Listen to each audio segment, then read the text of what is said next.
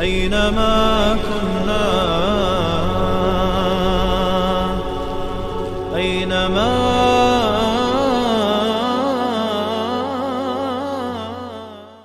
الحمد لله والصلاة والسلام على رسول الله وعلى آله وأصحابه أجمعین. اما بعد، برادران نهایت گرامی، خوش آمدید به درسی مختصری قدوری.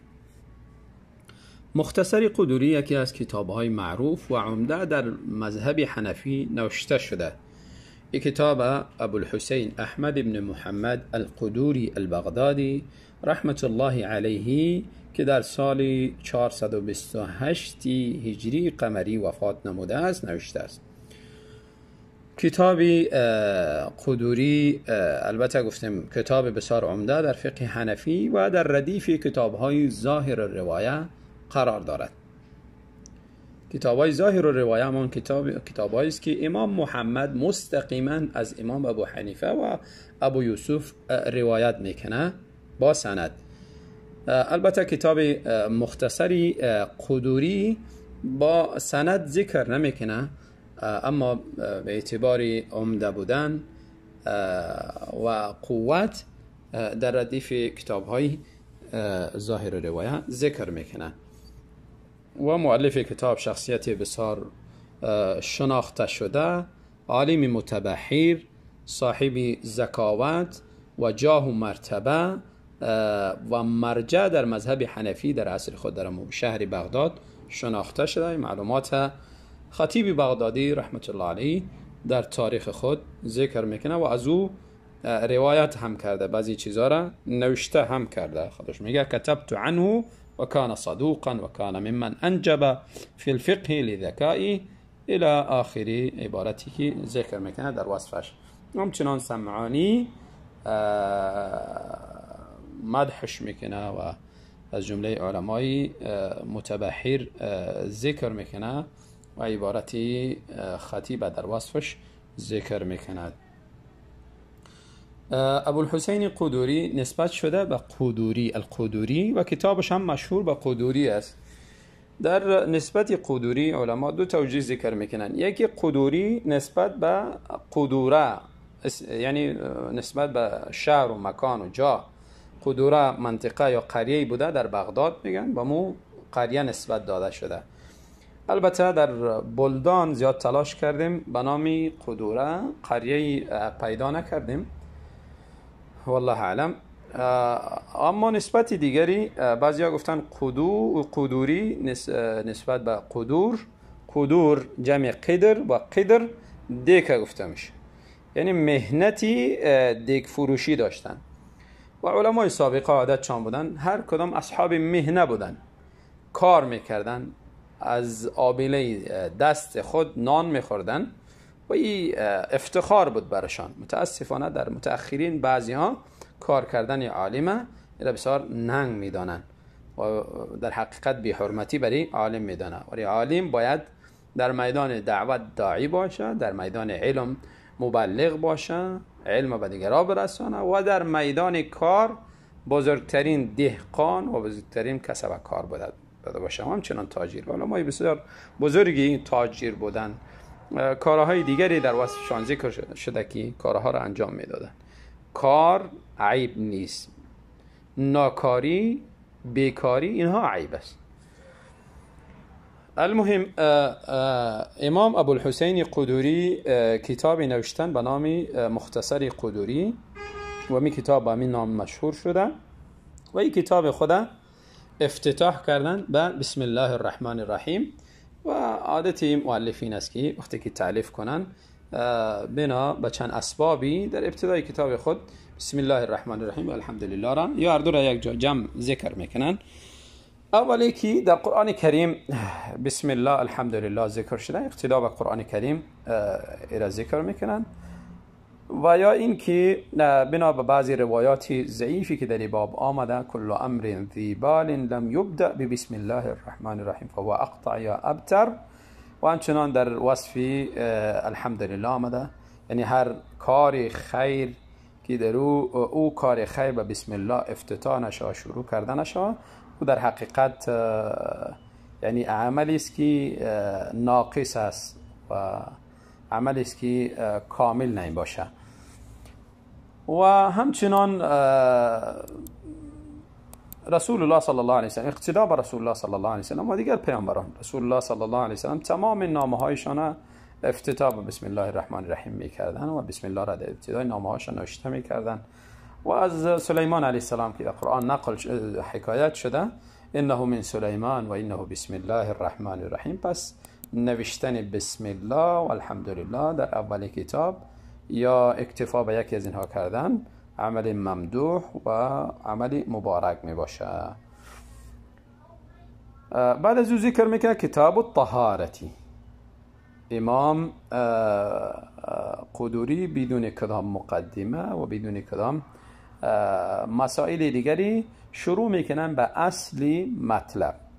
عادت مؤلفین از بعضیا بدون مقدمه به اصل مطلب شروع میکنن و بعضیا مقدمه گذاری میکنن و در مقدمه خود بیان میکنه که چی مقصد داره از کتاب و چی کاری در این کتاب انجام میده و هر کدام به خود یک منهجی دارن.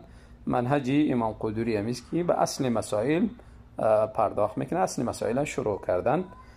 بعد از او ذکر کردن کتاب الطهاره، یعنی کتابی که در این مسائل طهارت ذکر میکنن، مسائل طهارت همه را یک جا ذکر میکنن. و عادت در تعریف همیست که کسی کتاب نوشته میکنه کتاب خود جمع بنده میکنه، ترتیب میدهد، تنسیق میدهد تا اینکه برای خواننده هم آسان شود و برای خود یزی هم جمع مسائل آسان شود.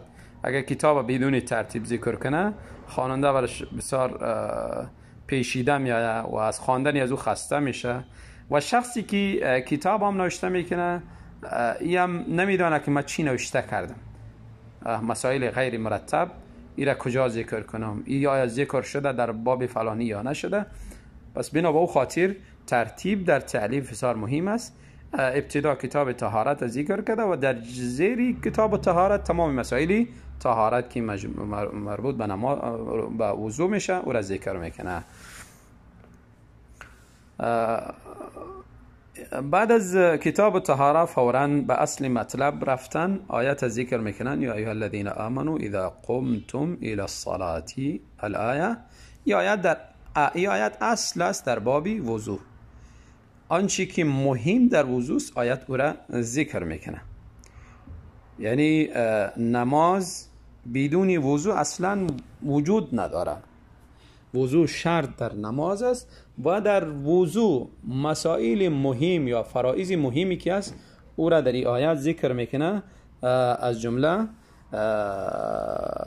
شستن رو و همچنان دسته ها تا آرنج و همچنان مسح کشیدن سر و شستن پاها تا بجله.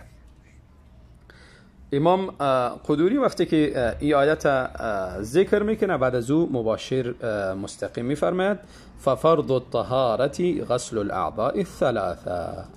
عالمان استنباط میکنن از آیت فرائض وضو را، میگه پس فرض در طهارت و وضو غسل الاعضاء الثلاثه، شستنی 3 عضو است. 3 عضو: چهره، دسته ها تا آرنج و همچنان پا تا بجلک و مسح الرأسی و همچنان مسح کشیدن بالای سر. این 4 مسائل یا 4 اعضا را شستنشه و همچنان مسح کشیدن از او را از جمله فرائض اینجا ذکر کرده امام قدوری و اینا فرض در نزد علمای حنفی همین 4 چیز می باشه. البته علمای دیگری بعضیها از این آیت دیگر فرایض هم استنباط میکنن، از جمله نیت. آیت ذکر است که یا ایها الذین آمنوا اذا قمتم، ای مؤمنین وقتی که شما اراده قیام به نماز کردین.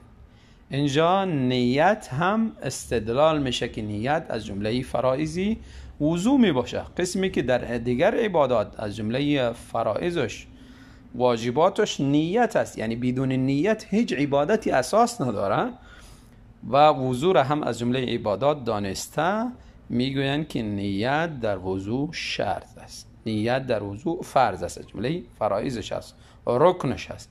که اگر نیت نبود وضو هم نیست. و همچنان از این آیت علما بعضی مسئله دیگر را ترتیب در وضو، چون آیت با ترتیب وضو را ذکر کرده. اول غسل وجه، بعد از او غسل یدین و بعد از او مسح سر و بعد از او غسل پا.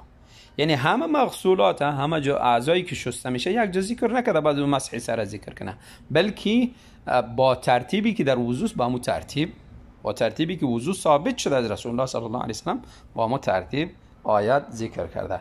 پس از این علما استنباط میکنن که ترتیب در وضو هم از جمله فرائض است. خب اینا مسائل استنباطی زیاد سریازی نمی پیچیم. البته نزد علمای حنفی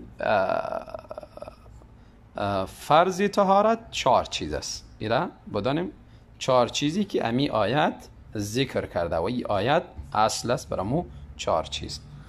معنای آیت این است که یا ایها الذین آمنو، ای کسانی که ایمان آوردید، اذا قمتم، وقتی که اراده کردید برای ایستاد شدن نماز، فاغسلوا وجوهکم، پس شما بشویید چهره های خود، روهای خود. یک چیز متوجه باشیم، یعنی وقتی که شما ایستاد شدید بی وضو بدین. اگر وضو داشتید، باز در احادیث میاد که رسول الله صلی الله علیه وسلم در یک وضو چندین نماز خواندن. یعنی اگر وضو داشتید باز لازم نیست، فرض نیست حتمی رفته شما پس وضو بگیرید. اگر تجدیدی وضو کردید باز از جمله مستحبات ذکر میکنن. فاغسلوا وجوهکم، پس شما بشویید چهره های خود. چهره یعنی روی خود. رو از موی پیشانی شروع میشه تا زیر زنخه، تا زیر زنخه جایی که ریش است، تا زیر زیره ایره باید کسایی که ریش نداره بشوون. و همچنان از یک نرمی گوش به نرمی گوشی دیگری، ایره گفته میشه چهره، رو. اما کسایی که ریش داره، اگر ریشی کم دارن ریش خدا باید بشوون، اگر ریشی زیاد دارن باز اونا ریش خود، دستهای خود در داخل ریش خود تیر کنن، اخلال کنن. و ایدیکم، و همچنان دستهای خود بشوید الی المرافق، تا آرنجه ها را، یا این که الی با معنای مع المرافقی، همراهی آرنجه ها بشوید. دست از سری پنجه شروع میشه تا آخرین حصه آرنجه، همه از این را باید انسان بشوه. و همچنان داخلی پنجه ها و جاهایی که بنده های دست، اینا را انسان احتیاط کنه و زیاد متوجه بوده باشه، اینا را همچنان درست بشوید. و وامسحوا برؤوسکم، و مسح بکشید برؤوسکم، به سرهایتان. سرهایتان مسح بکشید، یعنی نشوید اونجا، سرهای خود مسح بکشید. و ارجلکم الی الکعبین، و بشوید. و ارجلکم عطفی به وجوهکم ایدیکم اینهاست، یعنی شما بشوید و ارجلکم، پاهای خود، الی الکعبین، تا بجلک های پا. ما بجلک میگیم، دیگرها چی میگه؟ مو قسمتی بلندی که قدم انسانه، قسمتی زیری از پا را با ساق جدا میکنه. دو تا استخوان بلندی است که طرف راست و چپی پا، تا بجلک پاها را بشویید. و ارجلکم، در این کسی قرائت دیگه و ارجلکم بکسری لام آمده، بنا به او توجیه، به او قرائت توجیهات مختلف میاد. یکی میگن و ارجلکم عطفی به رؤوسکم، البته به خاطر جوار، به خاطر پهلو بودن کسر گرفته و حکمش با حکم سر فرق داره. یعنی این پاها شسته میشه اما سر مسح کشیده میشه، حکمش غسل است، چون از احادیث ثابت میشه، احادیث بیشماری که از رسول الله صلی الله علیه وسلم آمده که پاهای خود شستن. و وعید ذکر کردن، ویل للعقاب من النار، یعنی ویل و هلاکت و همچنان کنده از دوزخ برای کسی که عقب پاش خشک میمانه و صحابی را دیدن، به خاطر از او دیدن که در عقب پاش خشک مانده، به خاطر از او حدیث خواندن و حکم ذکر کردن. پس اگر شستنی پا فرض نمی بود اینقدر وعیدی سخت ذکر نمی کردن. یا اینکه بعضیا قرائت کسر به وجه دیگر گرفتن، حالت دیگری که انسان وقتی که اگر پاهایش در پاهای خود موزه را استفاده کرد یا بوته یا جوربه، در او وقت با طهارت اگر بود باز او وقت پای خود مسح بکشن. ففرض الطهارة غسل الأعضاء الثلاثة ومسح الرأس والكعبان والمرفقان يدخلان في فرض الغسل. اینجا امام قدوری اشاره میکنه به اختلافی که داخل مذهب و عده دیگری علما هم اختلاف کردن که کعبان و همچنان مرفقان، کعبان یعنی بجلکا و اردو آرنجا، اینا را خارجی از چی میدانن؟ از غسل بعضیا. و اینجا شیخ امام قدوری تأکید میکنه که نه، کعبان یعنی بجلکا و همچنان آرنجا، هر دوی از اینها داخل هستند در فرض غسل، باید اینها شسته شود و حد نهاییش باید که از بجلک بالا باشه، یعنی بجلک در غسل داخل شود و همچنان دستها تا آرنج شسته شود، آرنج در غسل داخل است. والمفروض في مسح الرأس مقدار الناصیة. اینجا یک مسئله دیگری ذکر میکنه، اشاره میکنه به او امام قدوری که در آیت ذکر شد وامسحوا برؤوسکم، مسح بکشید به سرهایتون. آیا تمامی سر مسحی ازی فرض است یا اینکه یک مقدار خاصش؟ و برؤوسکم بایی که در اینجا آمده برای تبعیض است یا اینکه بای زایده یا برای الصاق است؟ امام قدوری این عبارت خود اشاره میکنه والمفروض فی مسح الرأس مقدار الناصیة، آنچه که فرض گردانیده شده، یعنی آنچه که فرض است نزد اینها، نزد علمای حنفی، فی مسح الرأس، در مسح کشیدن سر، مقدار الناصیة، به مقداری پیشانی می باشه. بعضیا ربع الرأس ذکر کردن و بعضیا مقدار 3 اصابع، یعنی مقدار 3 پنجه ذکر کردن و هو ربع الرأس. خودش تفسیر میکنه مقدار ناصیه چی است و هو ربع الرأس، 4 حصه از سر است. سر 4 حصه تقسیم کو، یعنی در نزد علمای حنفی مسح سر فرضش که در آیت گفته وامسحوا برؤوسکم، امی فرض با 4 حصه سر تعیین شده یا بیان شده. میگه آیت اجمال است، مجمل ذکر کرده و در حدیث بیانی ازی شده که امی مقدار ربعی سر می باشه. و البته استدلال میکنه از حدیث مغیره لما روی عن المغیره ابن شعبه رضی الله عنه، ای میگه مقدار ناصیه را که ما تعیین کردیم به اعتراض میشه چی دلیلی است؟ میگه به دلیلی از اینکه از مغیره ابن شعبه روایت شده ان النبی صلی الله علیه و سلم، یقینا پیامبر صلی الله علیه و سلم، اتا آمد سباطه قوم، در جای محلی که کثافات و در اصطلاح عامی ما غیجی خانه میگن یا غیجی، جایی که کثافات خانه را بیرون کرده اونجا می اندازن.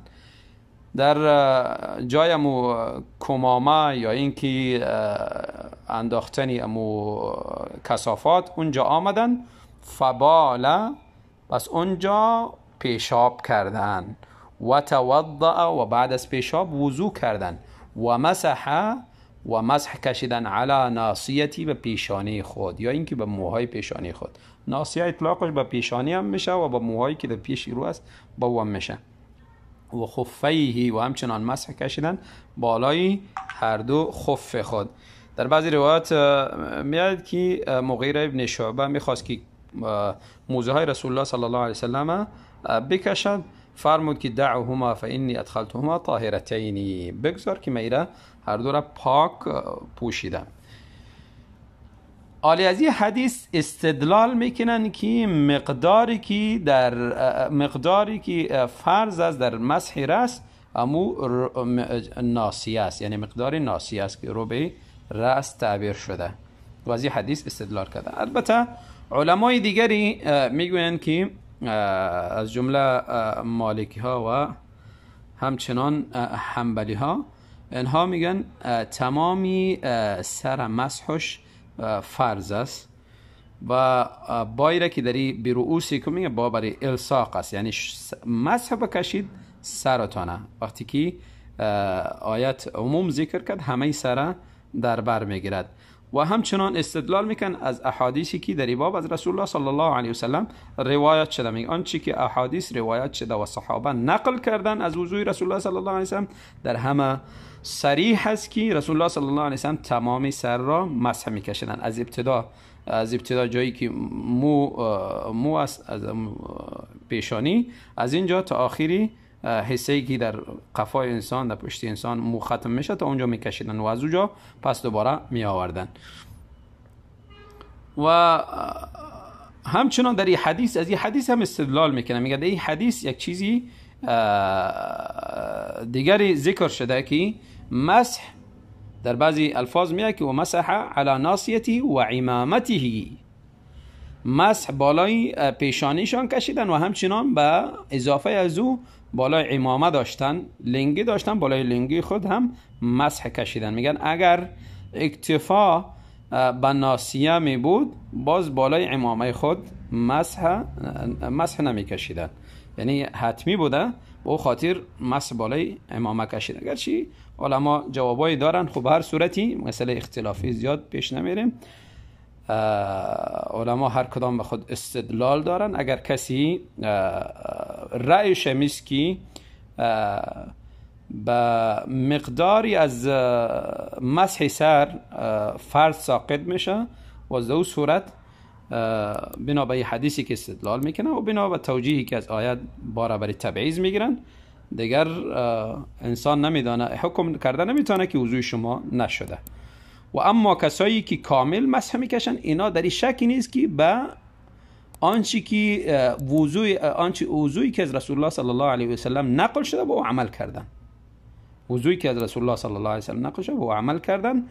و اگر اینجا حدیثی مسح علی ناصیتی اگر آمده، عمل گاهشان بده، یعنی از رسول الله صلی الله علیه و سلم همین عمل بسیار به نوادر نقل شده.